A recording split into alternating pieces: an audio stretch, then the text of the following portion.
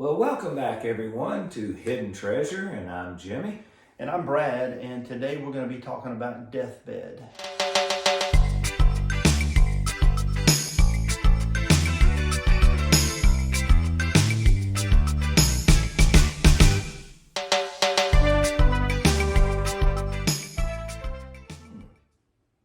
Good subject.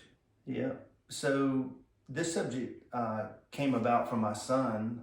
My son came to me a little over a year ago and said, "Dad, I have an idea for a tattoo." And I was like, "All right," thinking, but really not sure what to expect. And he said, I want to get deathbed put on my arm, the word deathbed. And I said, "Okay, what's the story behind this?" And he said, I've had issues in traffic where I have some road rage. People just don't know how to drive, right? People cut me off, and my son drives a big truck, and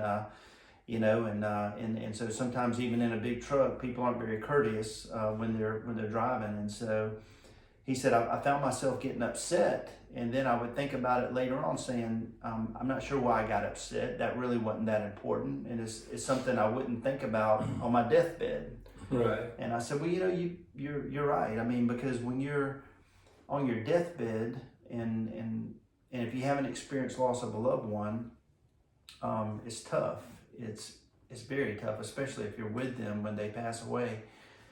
And you can only imagine what they're thinking when they're taking their last breaths. And so my son's tattoo, and he has it right here on his forearm, the back of his forearm is deathbed, and it's just a reminder for him to remember what's important when he's going through his day-to-day life. If it's not worth remembering when you're taking your last breaths on your deathbed, then it's not worth putting energy into now.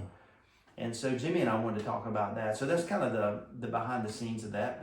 But let's talk about deathbed because it's true. We're all going to experience death. However we go, when it is our time, there's going to be a thought or thoughts that run through our mind. And what do you think we'll be thinking about? Well, it won't be what we accomplish in life and stuff. In fact, I got a great example. It's my mom. She's 93, about to turn 94. She's in a retirement home, and I talk to her pretty much every day. And every day almost, there's some days she doesn't, she's not feeling good, but it's more than often than not, she's talking about love.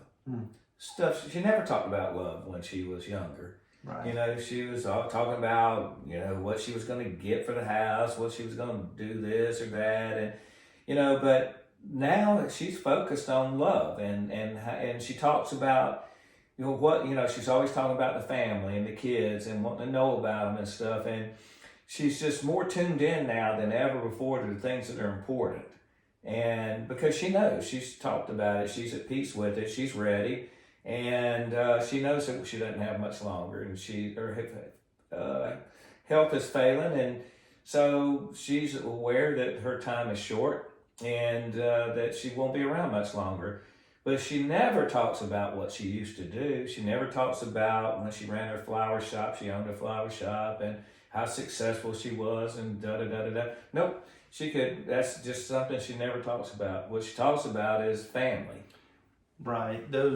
Those relationships, those memories of the ones that you love and cherish the most in your life. I'm thinking that's probably what you're thinking about whenever that time's approaching, and wishing you had more of it. Yep. And also talking to your Creator about that transition over into the afterlife, where your spirit's headed to. And so to me, that is something that if we are mindful of, then every day we can take advantage of more opportunities to make new memories with our loved ones, and to reach out to people and just let them know how much you love them. Because the worst thing in the world is if somebody were to leave you or you were to leave them. I guess if they were to leave you and you're not letting them know how much how much you care for them. And to me, when you boil it down, that's what it's about: your relationship with God, your relationship with others, especially your family, or at least for me, my family, my wife and my kids, and parents, of course. My parents have both passed away, but man, I miss them every day.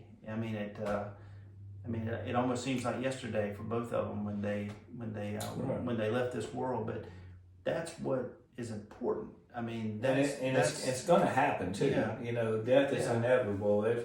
We all say there's only two things you can't avoid: death and taxes. And maybe some people avoided taxes, but nobody's avoided death, and it's going to happen. But thinking more about it, you don't have to have somebody in your life that's going on the deathbed. You don't have to be on yours. But like your son with the tattoo, he's young. He's in his 20s, and yet he's trying to look at life as, is this going to be important one day when I'm on my deathbed? No. Well, let it go.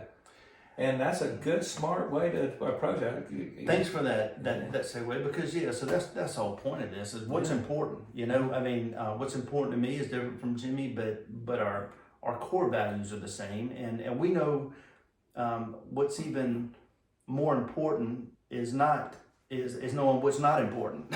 Exactly. If that makes sense. And some of the distractions that we get caught up with in life, and you mentioned taxes, right. we talk about politics, we talk about sporting events, we talk about careers, and these can be money. fun. Yeah, these can be fun distractions. They can be very bad distractions too, but they're distractions. All the same. Well, again, it's kind of like what you said about your son.